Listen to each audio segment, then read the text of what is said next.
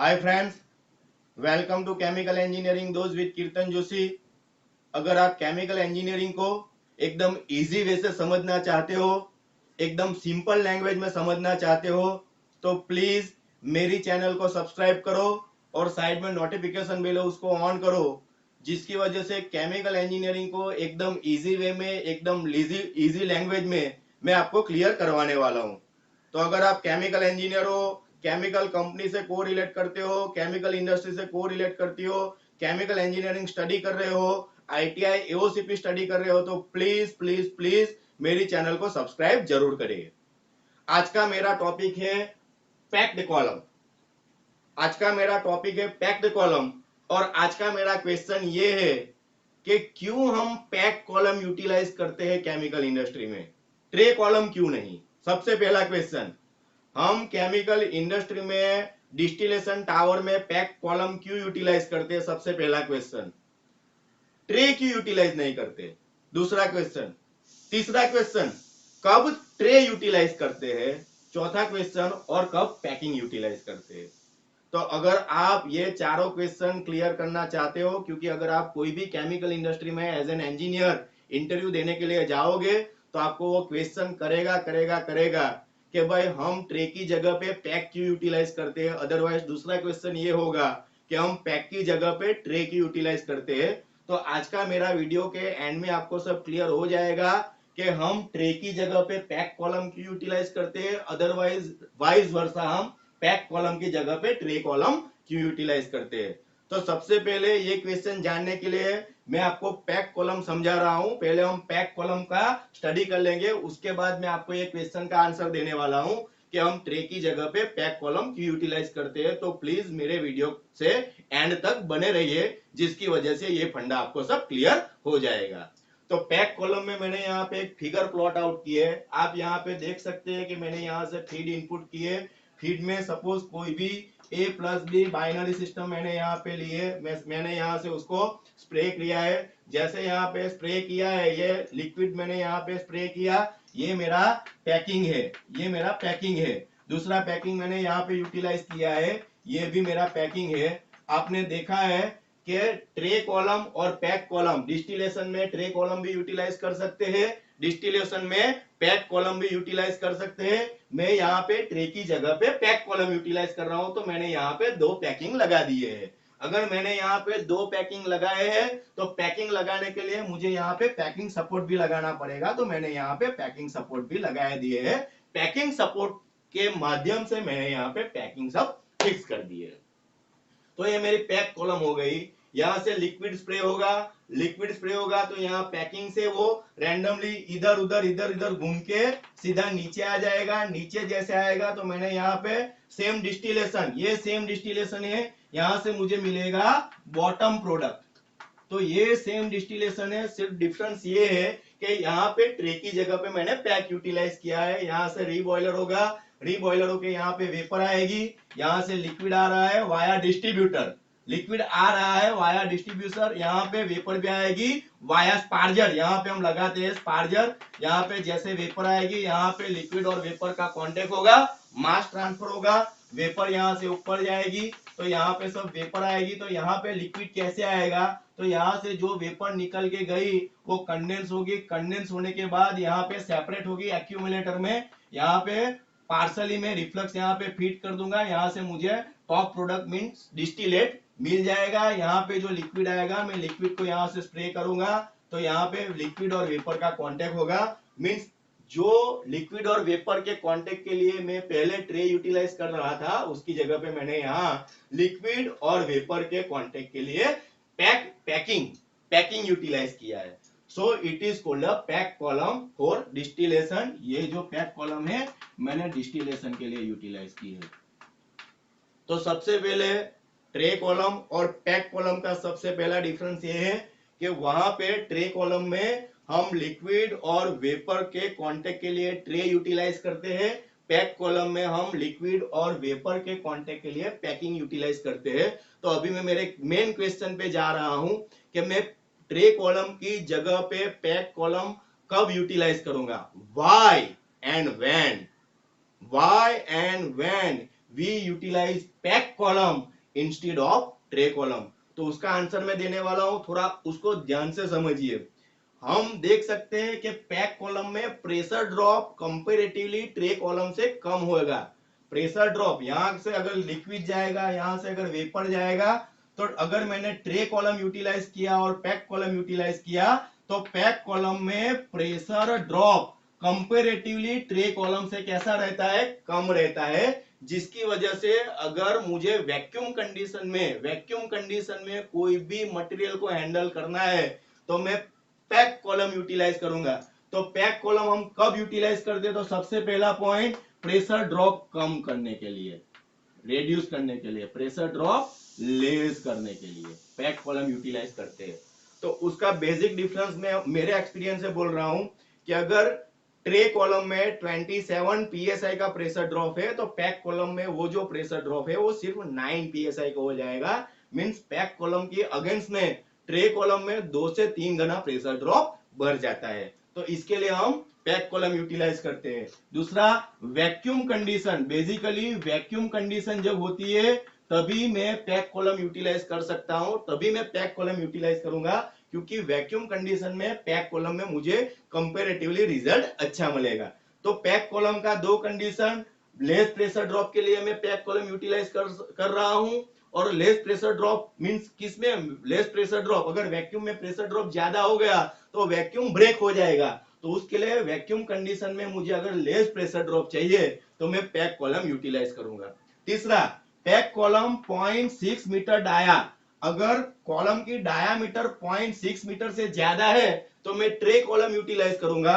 0.6 metre, otherwise 0.6 metre से कम अगर column की डाया है तो मैं पैक कॉलम यूटिलाइज करूंगा। ये रीजन क्यों है तो उसको मैं क्लियर कर रहा हूं कि अगर 0.6 मीटर डाया में हमको यहाँ पे देखो, अगर मुझे यहाँ पे पैकिंग इंस्टॉल करना है, अदरवाइज मुझे यहाँ पे ट्रे इंस्टॉल करना है। अगर 0.6 मीटर डाया है तो बहुत कम डाया है, इतनी कम डाया में ट्रे इंस्टॉल करने में डिफिकल्टी आती है, मेंटेनेंस वाले को डिफिकल्टी आती है। तो इसलिए सिंपल सा एक फंडा यूटिलाइज किया है कि अगर 0.6 मीटर से डाया कम है कॉलम की तो हम पैक कॉलम यूटिलाइज करेंगे। तो वैक्यूम कंडीशन में प्रेशर ड्रॉप कम करने के लिए हम पैक कॉलम यूटिलाइज करते हैं। 0.6 मीटर से कम डाया अगर है तो ट्रे इंस्टॉल करना मेंटेनेंस वालों के लिए क्रिटिकल हो जाता है, इसके लिए हम बेसिकली पैक कॉलम यूटिलाइज करते हैं। अगर डायामीटर ग्रेटर देन 0.6 हुई तो मैं जनरली प्रीफर करूंगा ट्रे कॉलम। तो आपको मैं ये डिफरेंस बता रहा हूं कि कब मैं पैक कॉलम यूटिलाइज कर सकता हूं, कब मैं ट्रे कॉलम यूटिलाइज कर सकता हूं। दूसरा एक डिफरेंस मैं बताने वाला हूं कि अगर कोई भी मटेरियल में फिन, कोई भी मटेरियल में अगर फ्लडिंग ज्यादा हो रहा है तो उस टाइम पे मैं ट्रे की जगह पे पैक कॉलम यूटिलाइज करूंगा। क्यों यूटिलाइज करूंगा, क्योंकि आप सबको पता है कि ट्रे कॉलम में हर एक ट्रे के ऊपर ऐसे लिक्विड पूल बनता है। अगर हर एक ट्रे के ऊपर ऐसे लिक्विड पूल बनेगा तो यहाँ पे फ्लडिंग का चांसेस ज्यादा है। जहां पे पैक कॉलम में ऐसा कोई यहाँ पे लिक्विड पूल नहीं बन रहा है तो फ्लडिंग का चांसेस वेरी वेरी लेस है। तो जब फ्लडिंग का चांसेस ज्यादा होता है तो वहां पे मैं वैक्यूम कंडीशन में पैक कॉलम यूटिलाइज करूंगा। This is the advantage of pack column. लेकिन बेसिक एडवांटेज क्या है, अगर वैक्यूम कंडीशन में मुझे लेस प्रेशर ड्रॉप चाहिए तो मैं कौन सी कॉलम यूटिलाइज करूंगा, पैक कॉलम यूटिलाइज करूंगा। और लास्ट में बता रहा हूं heat sensitive material, heat sensitive material के लिए मैं पैक कॉलम यूटिलाइज करूंगा। क्यों, तो आपको समझा दूं कि अगर मैंने यहाँ पे ट्रे रखी है तो ट्रे में हमको एक लिक्विड का पूल बनाना पड़ता है। तो लिक्विड का पूल बनने की वजह से यहाँ पे लिक्विड का और गैस का रेसिडेंस टाइम बढ़ जाता है। जब यहाँ पे ऐसा कोई लिक्विड का पूल नहीं बनता है तो उसकी वजह से क्या है कि लिक्विड और गैस को रेसिडेंस टाइम कम मिलता है। तो अगर रेसिडेंस टाइम कम मिलेगा तो वो ओवर हीटिंग नहीं होगा। इसकी वजह से इसके लिए अगर हीट सेंसिटिव मटेरियल है तो ट्रे कॉलम से पैक कॉलम बेटर है। तो इस टाइम को हमको पैक कॉलम यूटिलाइज करना चाहिए। अब मेरा दूसरा क्वेश्चन है कि हमको ट्रे कॉलम कब यूटिलाइज करना चाहिए, तो उससे रिवर्स कंडीशन में ले लेता हूं कि ट्रे कॉलम कब यूटिलाइज करना चाहिए।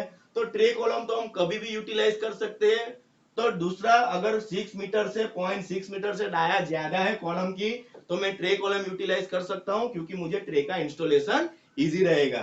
पैक कॉलम का डिसएडवांटेज है, क्या डिसएडवांटेज है? पैक कॉलम में चैनलिंग का चांसेस रहता है, ट्रे कॉलम में चैनलिंग का चांसेस नहीं रहता है, बराबर है। दूसरा, अगर डर्टी मटेरियल है, डर्टी मटेरियल में मैं पैक कॉलम यूटिलाइज नहीं कर सकता। अगर मेरा मटेरियल डर्टी है तो उस टाइम पे मैं कौन सा कॉलम यूटिलाइज करूंगा? ट्रे कॉलम यूटिलाइज करूंगा। क्यों ट्रे कॉलम यूटिलाइज करूंगा? क्योंकि डर्टी मटेरियल यहाँ पैकिंग के बीच फंस जाता है, जिसकी वजह से प्रेशर ड्रॉप बढ़ जाएगा। ट्रे कॉलम में ऐसा प्रॉब्लम नहीं आता है। तो अगर मेरा डर्टी मटेरियल है तो मैं कौन सी कॉलम यूटिलाइज करूंगा? ट्रे कॉलम यूटिलाइज करूंगा। दूसरा, कोरोसिव मटेरियल है, तो कोरोसिव मटेरियल के लिए पैक कॉलम बेटर है या ट्रे कॉलम बेटर है? तो मैं बोल सकता हूं कि अगर कोरोसिव मटेरियल है तो मेरे लिए पैक कॉलम बेटर है, क्योंकि पैक कॉलम में जो पैकिंग यूटिलाइज होते हैं वो जनरली सिरामिक के यूटिलाइज होते हैं, कार्बन के यूटिलाइज होते हैं, मिक्स मेटल के यूटिलाइज होते हैं। तो उसकी वजह से अगर कोरोसिव मटेरियल है तो ट्रे कॉलम की जगह में पैक कॉलम यूटिलाइज करूंगा तो मुझे उसका रिजल्ट बेटर मिलेगा। यहां तक का क्वेश्चन क्लियर हो गया कि कब मैं पैक कॉलम यूटिलाइज कर सकता हूं और कब मैं ट्रे कॉलम यूटिलाइज कर सकता हूं। पैक कॉलम यूटिलाइज करने का सबसे बेसिक, अगर मुझे वैक्यूम कंडीशन में कम प्रेशर ड्रॉप चाहिए तो मुझे पैक कॉलम यूटिलाइज करना पड़ेगा, और अगर 0.6 मीटर से कम डाया है तो मुझे पैक कॉलम यूटिलाइज करना पड़ेगा। ये आंसर आपका होना चाहिए अगर इंटरव्यू में कोई आपको पूछे कि why we utilise pack column instead of tray column. अभी पैक कॉलम में कितनी पैकिंग की हाइट रखे वो डिसाइड हम कैसे करेंगे, तो मैं आपको वो बताने वाला हूं कि हम उसकी हाइट कितनी रखेंगे।